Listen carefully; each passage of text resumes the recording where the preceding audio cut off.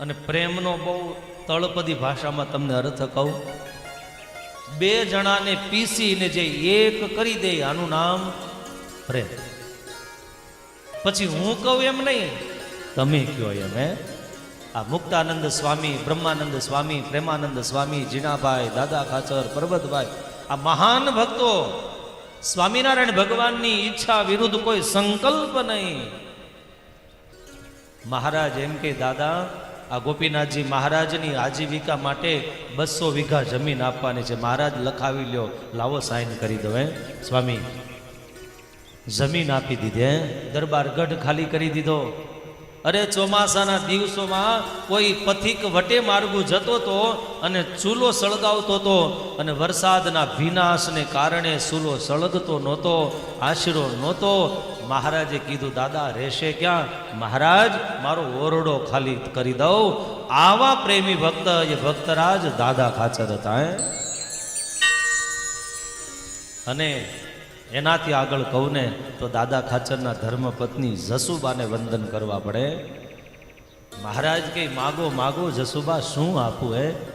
અને ત્યારે જસુબાઈએ માગ્યું, મહારાજ મારે ઘેર રહે સંત સામટા,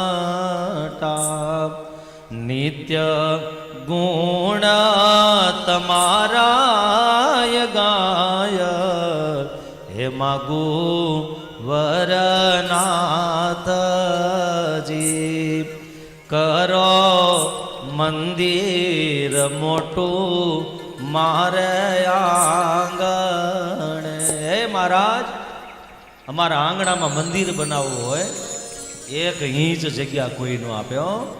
મહારાજ આજ એભલ બાપુના જગ્યામાં મંદિર બને અને એમાં 1-2 સંતો નહીં, સંતો રહે સામટા, નિત્ય ગુણ તમારા ગાય. તમે વિચાર તો કરો, 500 સાધુના પત્તર પૂરવા, 500 સાધુના આવાસની વ્યવસ્થા કરવી. કાઠી હરિભક્તો આવે એના ઘોડાઓ માટે ઘોડશાળાઓ જોઈએ, એના માટે એ ઘાસ જોઈએ, બધી જ વ્યવસ્થા. પણ કદાય ક્યારેય દાદા ખાચરના ચહેરા ઉપર અભાવનું દુઃખ એ દેખાવા નથી દીધું. એટલા માટે અક્ષરધામના અધિપતિને કેવું પડ્યું, ગઢડું મારું ને હું ગઢડાનો, એ કે દી નથી મટવાનો. બાપ અક્ષરધામને જેમ પોતાનું ઘર માને એમ સ્વામિનારાયણ ભગવાન મધ્યના 13મા વચનામૃતમાં એમ કહે, આ દરબાર ગઢ એટલે અમને અક્ષરધામ દેખાય છે. આવી પુરુષોત્તમ નારાયણની લીલા, આ પ્રેમના પરિપૂર્ણતાની કથા, એટલે આ ભાગવતજીના 10મ સ્કંદની કથા છે. મોટી બાને વંદન કરવા પડે. એ 5 બા આ મહાન ભક્તોએ અક્ષરધામના નિત્ય મુક્તો મહારાજની સેવા માટે આવ્યા હતા.